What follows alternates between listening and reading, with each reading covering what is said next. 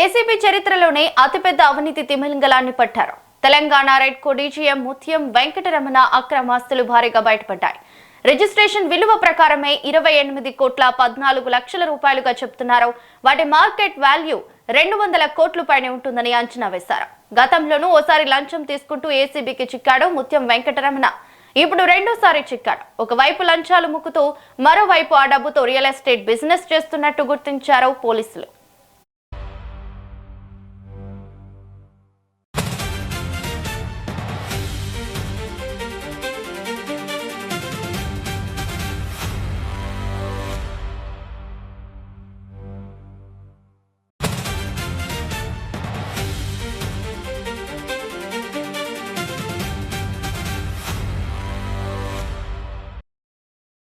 ఇక ఇదే అంశంపై మరింత సమాచారం మా ప్రతినిధి శివ ఫోన్ ద్వారా అందిస్తారు. శివ, చెప్పండి.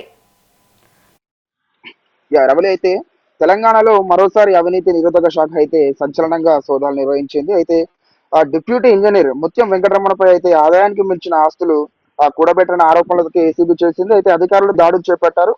అయితే హైదరాబాద్ లో ఉన్న తన మాదాపూర్ లో ఉన్న తన నివాసంతో పాటు వారి బంధువుల ఇల్లు మరియు తన అనుబంధమైన వ్యక్తుల ఇళ్ల కార్యాలయాల్లో కూడా సుమారు 15 ప్రాంతాల్లో అంటే దాదాపు ఒక ఏసీబీ అనేది 8 బృందాలుగా విడిపోయి ఏకకాలంలో ఒక 15 చోట్ల అయితే ఏసీబీ దాడులు అయితే నిర్వహించింది.